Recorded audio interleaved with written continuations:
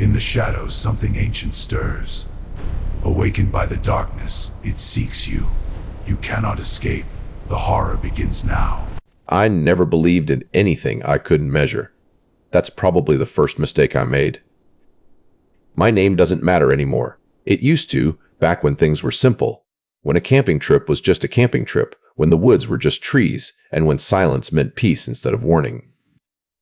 If you're listening to this, just know that I'm telling you exactly what happened. Not what I think happened. Not what I dreamed. What actually happened. And I wish someone had told me before I went. It started with a map. Not Google Maps, not some GPS app. A physical map folded, worn at the edges, with a handwritten circle around a place that didn't have a name. My friend Daniel found it in his grandfather's old belongings after he passed away. Daniel said his grandfather used to talk about a place where the forest doesn't forget. We laughed about it. That's the second mistake. There were 4 of us who decided to go, me, Daniel, Chris, and Mark. We were all in our mid-20s, the kind of guys who thought we were smarter than superstition, tougher than fear, and immune to consequences. We had done plenty of camping trips before. National parks, lakesides, even some backcountry hiking. Nothing had ever gone wrong. So when Daniel showed us that map, with that strange circle somewhere deep in a forest in the Pacific Northwest, it didn't feel like a warning. It felt like an opportunity. We packed like we always did. Tents, food, flashlights, extra batteries, a portable stove, knives, and a cooler full of beer we probably didn't need.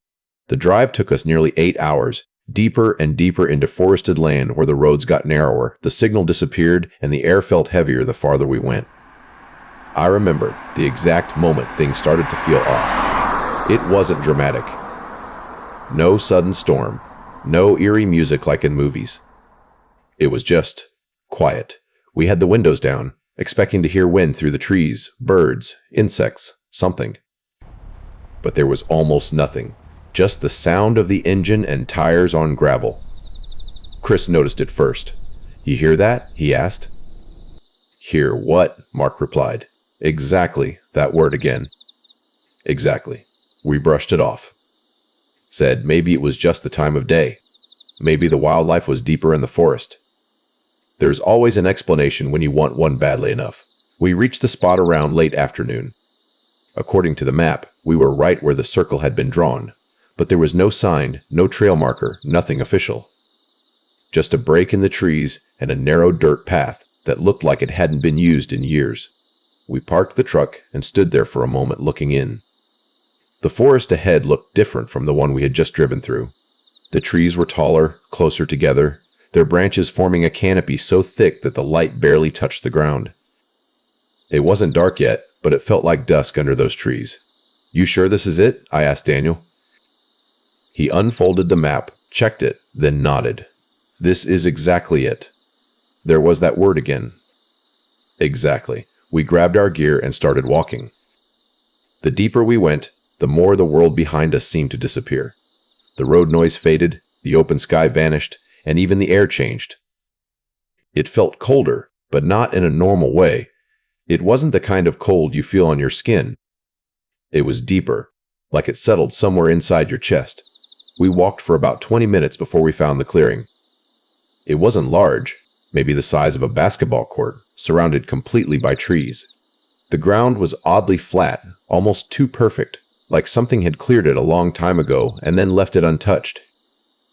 "This is a good spot," Mark said, dropping his bag. And that's where we made our third mistake. We decided to stay. Setting up camp felt normal. That's the part that still confuses me. We laughed, we argued about where to put the tent, Chris complained about carrying too much gear, and Daniel kept checking the map like it might change. But every now and then, one of us would stop and look into the trees, not because we saw something, because it felt like something was looking back. We didn't talk about it. Not then. As the sun went down, the temperature dropped quickly. We built a fire, the flames snapping and crackling, casting shadows that stretched and twisted along the ground. For a while, it felt like every other camping trip. We ate, we drank, we told stupid stories, but the forest stayed silent. No crickets, no birds, nothing. At one point, I realized something that made my stomach tighten. Even the wind wasn't making a sound. The trees weren't moving. They were completely still. "Okay, that's weird," I said out loud. "What?" Chris asked. "The trees." "Look at them." They all turned. And for a moment, nobody said anything.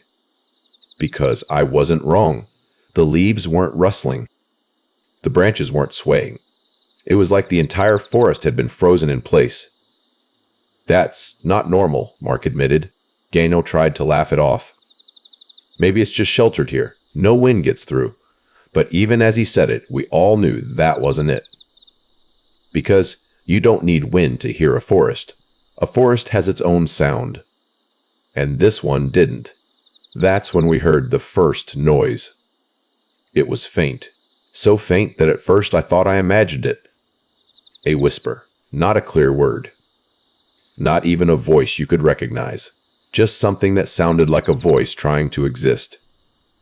"Did you hear that?" I asked. This time nobody said, "Hear what?" Because they had.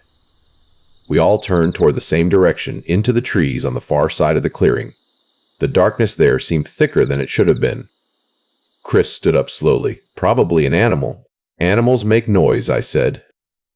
That wasn't an animal. The whisper came again. Slightly louder. Closer. Mark grabbed the flashlight and pointed it toward the trees. The beam cut through the darkness, illuminating trunks, branches, patches of ground. Nothing moved. Nothing was there. But the feeling got worse. It wasn't just that we were being watched. It was like something was trying to understand us. Trying to figure out how to be us. "Let's just stay by the fire," Daniel said quietly. Nobody argued. Time started to stretch after that. Minutes felt longer than they should have. The fire burned lower, the shadows grew deeper, and that whispering sound came and went, never loud enough to understand, never far enough to ignore. At some point, Chris said he needed to take a leak. "I'll be right back," he said, grabbing his flashlight. "Don't go far," I told him. He rolled his eyes. "I'm not 5. He walked toward the edge of the clearing, the beam of his flashlight bouncing slightly with each step. He stopped just before the trees, turned slightly away, and that's when it happened. His flashlight flickered, just once. Then again. "Chris?" I called. "I got it," he said. "Battery's probably loose." The light steadied. Then went out completely. "Chris?" No response. "Chris, stop messing around," Mark said, standing up. There was a pause. Then we heard his voice. "I'm over here."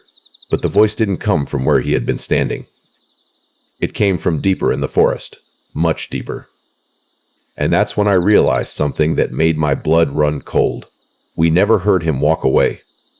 We stood there for a few seconds, frozen, trying to process what we had just heard. Chris had walked maybe 10 feet from the fire. There was no way he could have moved that far into the forest without us hearing him.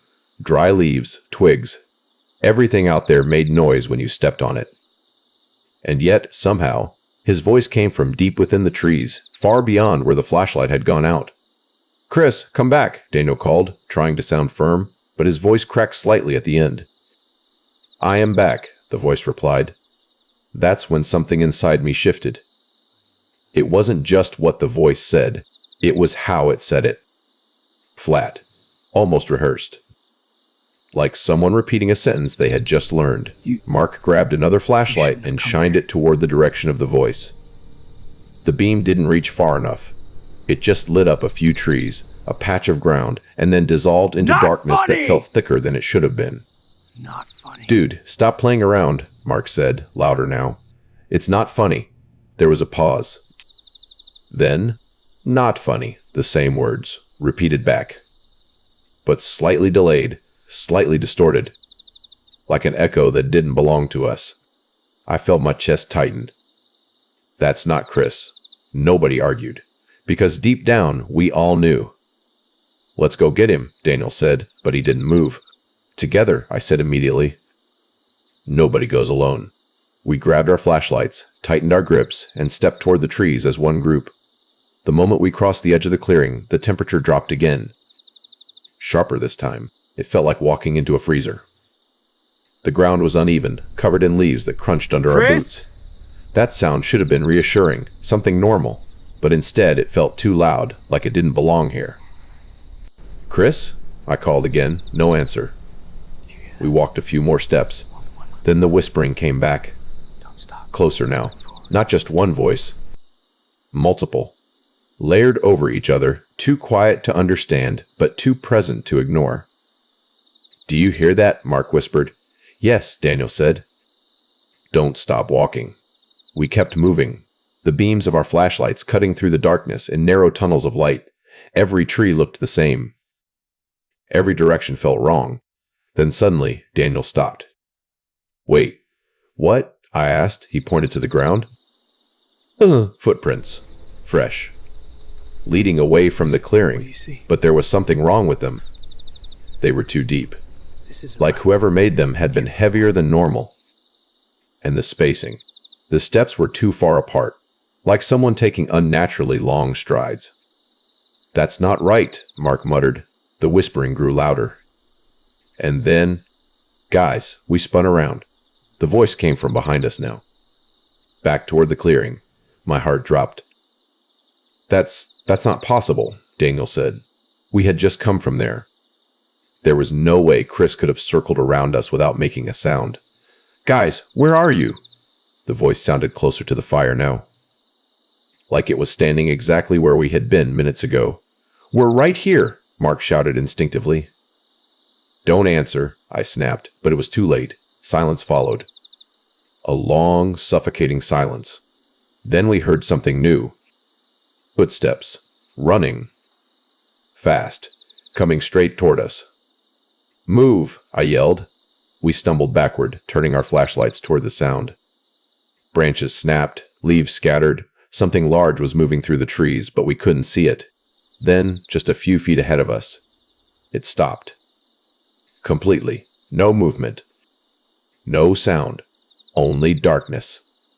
Our lights shook slightly in our hands as we scanned the area. Nothing. "There's nothing there," Mark whispered, but he didn't sound convinced. "Let's go back," Daniel said quickly. Now. We didn't argue.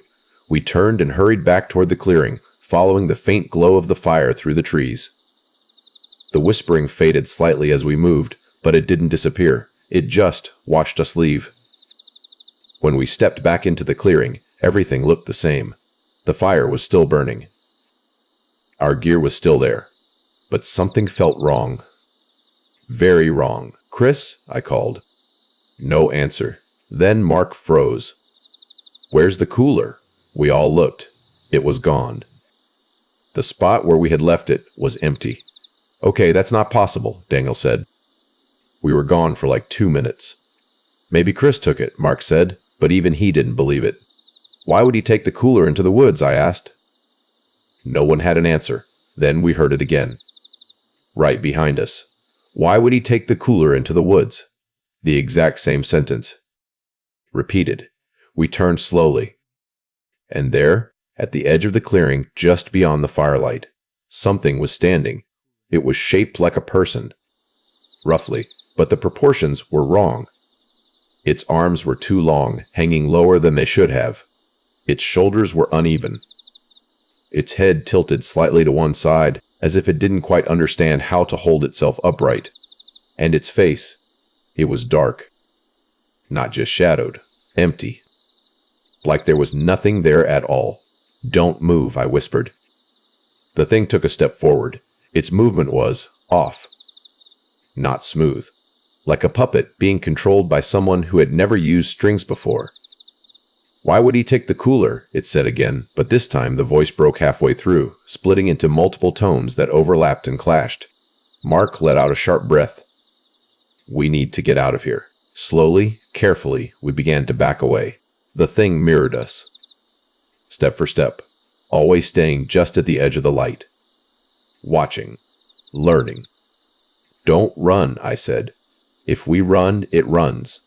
"How do you know that?" Daniel whispered. "I don't," I said, "but I'm not finding out." We reached the truck faster than I expected. None of us took our eyes off the tree line as we moved. The thing stayed there, just beyond the light, its head tilting slightly more with each step we took. as if it was studying us, memorizing us. Mark fumbled with the keys, hands shaking so badly he dropped them once before finally unlocking the doors. "Get in," he shouted. We jumped inside, slammed the doors, and locked them immediately. "Start it," Daniel yelled. The engine turned. Once. Twice. Then it roared to life. Come on, start! For a moment, relief flooded through me. "We're good," Mark said, putting the truck in gear. "We're getting out of here." He pressed the accelerator. The truck didn't move. Finally. "What?" he said, pressing harder. The engine revved. But the truck stayed in place, like something was holding it. "Why aren't we moving?" Daniel panicked. "I don't know." I slowly turned my head toward the windshield. And that's when I saw it. Standing directly in front of the truck now. Closer than before. Close enough that the headlights should have lit up its face. But they didn't. The light just stopped. Like it couldn't touch it. And then, slowly, its head straightened. And, for the first time, it smiled. Or at least, something where a smile should be began to form. Too wide. Too stretched. Too wrong. And then it spoke. In Chris's voice. Perfect this time. Natural. "Why did you come here? No distortion, no delay." Just him. Exactly him. And that was the moment I realized something worse than anything we had seen so far. It wasn't trying anymore. It had learned. And whatever it was getting better. For a few seconds, none of us moved. The engine was still running, vibrating under us, headlights fixed on that thing standing in front of the truck. My brain kept trying to force logic into the situation. Maybe it was a trick of light. Maybe stress was messing with perception. But the longer I looked, the more that idea collapsed. Because it was still there. Not flickering. Not fading. Watching us. "Drive," I said quietly. "I am trying," Mark snapped, pressing harder on the accelerator. The engine roared louder, the entire truck shaking now, but the wheels wouldn't turn. It felt like we were stuck in mud, except the ground beneath us was dry. Then the thing in front of us took a step closer. The headlights should have illuminated more detail. They didn't. It was like the light bent around it, refusing to reveal what it actually looked like. "Reverse!" Daniel shouted. Mark slammed the gear into reverse and hit the gas. This time, the truck jerked violently and shot backward. We all slammed into our seats as the tires screeched against the ground. The headlights swung away from the thing, throwing shadows wildly across the clearing. "Go, go, go," I yelled. Mark spun the wheel, turning the truck toward where the road should have been. For a moment, I felt relief. Real, solid relief, as the clearing disappeared behind us and the trees closed in on both sides. "We're out," Mark said, breathing hard. We're out. The sentence died in his throat. Because the road ahead wasn't the road we came from. The path was narrower now. Too narrow. Branches scraped violently against both sides of the truck, screeching like something trying to claw its way in. "This isn't right," Daniel said. "This isn't the same road. It has to be," Mark insisted, but he slowed slightly. The headlights stretched forward, revealing more trees. More darkness. No signs. No tire tracks. Nothing familiar. "We didn't turn this much," I said. "We would have noticed." "Just keep going," Daniel snapped. So we did. We drove for what felt like 10 minutes, maybe more. No one spoke. The only sounds were the engine, the branches scraping along the sides, and our breathing, fast, uneven, barely controlled. Then, without warning, the engine cut out. Everything went silent. The headlights died instantly. We were plunged into complete darkness. "What the hell?" Mark said, twisting the key again. Nothing. No ignition. No sound. "It just died?" Daniel whispered. "That doesn't just happen," Mark said, trying again and again. Still nothing. The darkness inside the truck felt wrong. Too thick. Like it had weight. "Turn your flashlight on," I said. Mark fumbled with it, hands shaking, and finally clicked it on. The beam lit up the inside of the truck, and that's when we realized something. The sound of the forest was gone again. No wind. No insects. Nothing. Then we heard it. A soft tap. From the roof, we all froze. Another tap, then another. Slow, deliberate. Like something was walking on top of the truck. "Don't look," I said immediately. But it was too late. Daniel had already tilted his head slightly upward, eyes wide. "What is it?" Mark whispered. Daniel didn't answer. The tapping stopped, and then a long, slow scrape. From the front of the roof, all the way to the back, like something dragging its weight across the metal. My throat went dry. "It's on the truck." "Shut up," Mark whispered. "Don't say it." The metal above us creaked slightly, then dented. Just a little, as if something heavy had shifted its position. I gripped my seat, forcing myself not to look up. "Stay still," I said. "Maybe it'll go away." Silence. Then a voice. Right above us. "Maybe it'll go away." My stomach dropped. It was my voice. Exactly mine. Perfect tone, perfect timing. No distortion, nothing wrong. Just me. Daniel started breathing faster. "It's copying us." "No," Mark said. "No, no, no, no." Another dent appeared in the roof. This time deeper. The metal groaned under pressure. "It knows us," Daniel whispered. "It's learning." "Shut up," Mark shouted. Instantly, the voice above us repeated it. "Shut up!" But louder. Angrier, mocking. Then the truck shifted slightly. Not from the engine. From weight. Something had crouched down on top. The roof sank a little more. We could hear it breathing now. Low, heavy. Not human. "Don't move," I said again, barely able to get the words out. There was a long pause. Then, slowly, very slowly, something slid down the windshield. From the top. Toward the glass. Tape, dark. Pressed against the outside. Mark's flashlight shook as he raised it slightly, illuminating the front. And for a split second, we saw it. Limbs bent at impossible angles. A head too large for its body, and where its face should have been, something was forming. Not fully there yet, but changing. Shifting. Trying. Its mouth opened, too wide. And then, in Chris's voice again, "Let me in," Daniel screamed. Mark dropped the flashlight. Darkness swallowed us again. The thing slammed against the windshield. The glass cracked instantly, a web of fractures spreading across it. "Start the truck," I yelled. "I'm trying," Mark shouted, twisting the key over and over. Nothing. Another slam. The windshield bowed inward slightly.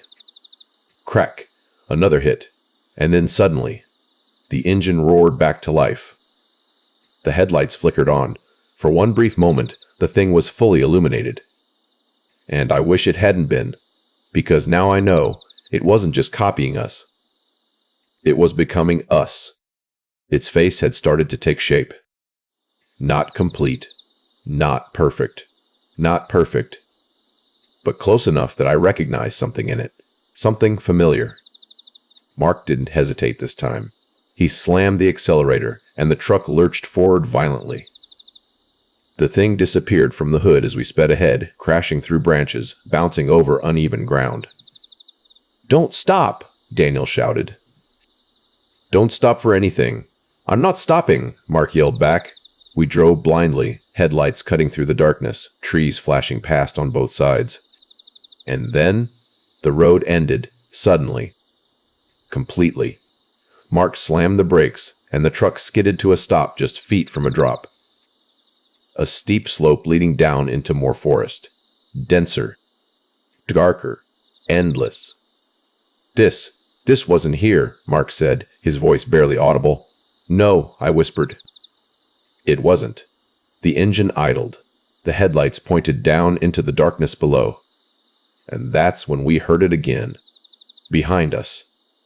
From the road we had just driven, multiple footsteps this time. Not one, not two. Many. Moving toward us. Fast. And then the voices started. All at once. Chris. Mita, Mark. Daniel. Layered together. Calling out. Laughing. Crying. Whispering things that didn't make sense. We're surrounded, Daniel said. I didn't respond. Because I was staring at the slope in front of us, and for a moment I thought I saw movement down there too. Something waiting? Something that had been waiting long before we arrived. And in that moment, I understood something that made everything worse. We hadn't found that place by accident. We had been led there, and now there was nowhere left to go. The voices didn't stop. They layered over each other, rising and falling, twisting into something that no longer sounded human. At first, I could still pick out words. My name, Daniel's voice, Chris calling for help. But within seconds, it all blended into a single, overwhelming sound that felt like it was coming from inside my head instead of the forest. Mark's hands were locked on the steering wheel, knuckles white, breathing sharp and uneven. Daniel kept turning around in his seat, shining the flashlight behind us, but it didn't help. The light only reached a few feet before the darkness swallowed it whole. They're getting closer, he said. I didn't need him to say it. I could feel it. The air inside the truck grew heavier, colder, like something was pressing in from all sides. The engine was still running, but it felt weak now, like it didn't belong in that place. We can't stay here, I said. And go where? Mark snapped, pointing toward the drop in front of us. There's nothing there. I stared down into the slope again. The darkness below wasn't empty. It moved. Not in a clear, visible way, but enough to know it wasn't just trees. Behind us, the footsteps stopped. Instantly, the voices cut off. Complete silence. That silence was worse than anything we had heard so far. Because it meant something had changed.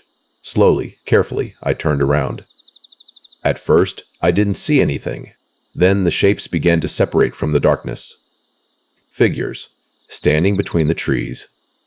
Too many to count, all still. All watching. Mark whispered, "No, no, no, no." Daniel's voice shook. Those aren't people. He was right. They looked like us. But not exactly. Their bodies were slightly off, too tall, too thin, limbs not aligned properly. Their heads tilted at unnatural angles. Some stood too straight, others leaned as if they didn't understand balance. And their faces, even from that distance, I could tell something was wrong. They were incomplete. Like copies that hadn't finished forming. Then one of them stepped forward. Its movement was smoother than the others, more controlled, more practiced. And when it spoke, "Why are you leaving?" It was Daniel's voice. Perfect. Daniel froze beside me. That's me, he whispered. The figure took another step. Then another, and the rest followed. Not running, not rushing, just walking, slow, confident, like they knew we couldn't escape. "Do something," Daniel shouted. "I'm thinking," Mark yelled back. But thinking wasn't enough anymore. The distance between us and them was shrinking.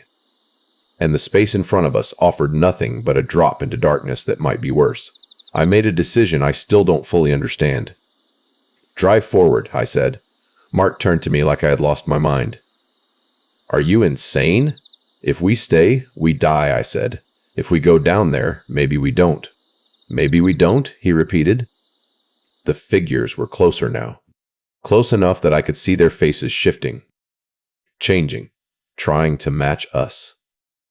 "Mark," I said, quieter now, "there's no other option." For a second, I thought he wouldn't do it. Then his expression changed. Something broke. "Hold on," he said. He slammed the accelerator. The truck surged forward. For a split second, we were weightless. Then gravity took over. The truck dropped down the slope, crashing through brush, bouncing violently over uneven ground. Branches slammed against the windshield, the cracked glass threatening to give way completely. Daniel screamed. I grabbed onto anything I could. The world became chaos, impact after impact, the engine roaring, metal groaning, everything shaking apart. And then, silence. The truck stopped. Not abruptly, just stopped. The engine died again, but this time it felt final. For a moment, none of us moved. "Are we alive?" Mark whispered. "I think so," I said, my voice barely working. Daniel let out a shaky breath. "We made it." But something about his tone felt wrong, not relieved. Uncertain. I looked up, and my stomach dropped. We weren't out of the forest. We were deeper, much deeper. The trees around us were different now. Thicker, darker, their trunks twisted in unnatural shapes. The ground was smoother here, almost flat again, like another clearing had formed. But this one felt older, wrong in a way I couldn't explain. "No," I said under my breath. "No, this isn't right. We went down," Mark said. "We should have come out somewhere else." But we hadn't. We had gone further in. The silence here was absolute. Even our breathing felt too loud. Then Daniel spoke. "Where's the truck?" I turned. It took my brain a second to understand what he meant, because the truck wasn't there anymore. We were sitting, but not inside it. There were no doors, no dashboard, no seats, just the three of us. On the ground, like the truck had never existed. Mark scrambled to his feet. "No, no, no, no, this is not happening." "It is," I said quietly, because I could feel it now. Whatever that place was, it didn't follow rules. Daniel turned in a slow circle, panic rising in his face. "We didn't walk out. We didn't get out." "No," I said. "We're still inside." The moment the words left my mouth, the forest answered, a low sound. Not quite a voice, not quite a growl. Something in between. It came from everywhere. And nowhere. Mark backed away. "We need to move. We need to find a way out." "Out doesn't exist here," I said. I didn't know how I knew that, but I did. And deep down, they knew it too. Then the trees around us shifted. Not physically, but perceptually. Like the space between them stretched and twisted. And suddenly, we weren't alone. Chris stood in front of us. Clear. Perfect. Exactly as he had been before he walked into the trees. "Guys," he said, breathing hard, "where did you go?" "I've been looking everywhere." "Stop," I said immediately. Mark shook his head. "No, no, that's him. That's actually him." "It's not," I said. Chris frowned. "What are you talking about? It's me." He took a step closer. And for a moment, I almost believed it. Everything about him was right. His face, his voice, the way he moved. "Please," he said. I was lost. I thought I'd never find you again. Daniel took a step forward. "Daniel, don't," I said. He hesitated. Chris looked directly at him. "You're really just going to leave me again?" That hit him. I saw it in his face. Because that's exactly what had happened. Chris had gone into the trees. And we hadn't followed. "We didn't know where you were," Daniel said quietly.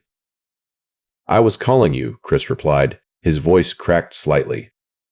"Perfectly. I needed you." Daniel moved closer. "Stop," I said again, stronger this time. But I was losing him. Chris smiled. "Just a little." And that's when I saw it. Just for a second. His face slipped. Not completely. Just enough. The eyes didn't match. The expression didn't hold. Something underneath shifted. "Daniel," I said sharply. "Look at his face." Daniel froze. Chris tilted his head slightly. "Why are you looking at me like that?" he asked. Too calm. Too controlled. Daniel stepped back slowly. And the moment he did, Chris's expression dropped. Completely. Like a mask falling. The warmth vanished. Replaced by something empty. "You were close," it said. Not in Chris's voice. In all of our voices. At once. "Look like a—" Then it moved. Fast. Too fast. It lunged toward Daniel. Mark reacted first, grabbing him and pulling him back. They both fell to the ground as the thing passed through the space where Daniel had been standing. Not around him. Through. Like it didn't fully exist. Or like reality didn't apply to it. It stopped a few feet away, turning slowly. And now, It wasn't Chris anymore. Its body stretched, limbs elongating, face collapsing and reforming, trying different shapes, different features, different versions. Then it settled on me. I was staring at myself, perfectly, down to the smallest detail, my face, my expression, my fear. You understand now, it said, in my voice. I couldn't speak. You came here, it continued. You stayed. It took a step closer. You let us learn. Mark stood up, pulling Daniel with him. We're not staying here. There is no leaving, the thing replied calmly. Then the forest around us shifted again. And suddenly, there were more of them. Dozens. All copies. Different stages. Different forms. Some almost human. Some barely recognizable. All watching. All waiting. What do you want? Mark shouted. The copies didn't answer, but the one that looked like me did. You, the word echoed, not loudly, but deeply, like it came from inside us. Daniel shook his head. No, we're not part of this. You already are, it said. And then everything changed. The space around us collapsed inward. The trees blurred. The ground shifted. And suddenly, I was alone. No Mark. No Daniel. Just me. Standing in the clearing. The original one. The fire still burning. Exactly as it had been before everything went wrong. Time had reset. Or looped. Or something worse. I turned slowly. Heart pounding. And there, sitting by the fire, were 3 figures. Talking. Laughing. Unaware. Me. Go, Daniel. Before any of it happened. No, I whispered. But it was real. Or at least, it looked real. I took a step forward, and one of them looked up. Me. He saw me. And, for a moment, our eyes met, and I realized something that made everything fall into place. This wasn't happening to us. We were happening to it. It wasn't just copying. It was collecting. Learning. Repeating. Refining. Over and over. And every time, we got a little closer. To becoming it. The version of me by the fire stood up slowly. Guys, he said. They're here. Mark and Daniel turned. And now all 3 of them were looking at me. At the real me. Or what was left of me. I tried to move, but I couldn't. My body felt distant, like it didn't fully belong to me anymore. The copies began to stand, one by one. And behind them, more shapes emerged from the trees, watching, waiting, learning. My reflection smiled, not a normal smile. A practiced one, a perfect one. We're ready, it said, and that's when I understood the truth. No one leaves that place, not really. Some of us just come back different. If you're hearing this, if you ever find a place that feels too quiet, too still, where the forest doesn't sound like a forest anymore, leave. Immediately. Don't stay. Don't explore. Don't answer if something calls your name. Because it's not trying to scare you, it's trying to understand you. And once it does, it doesn't let go. I know that now. Because I made it out. At least, that's what I thought. But sometimes, when it's quiet, I hear it again. Not from the forest. From inside my own house. Soft.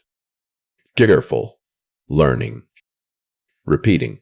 And last night, I heard my own voice, from the other side of the door, asking to be let in.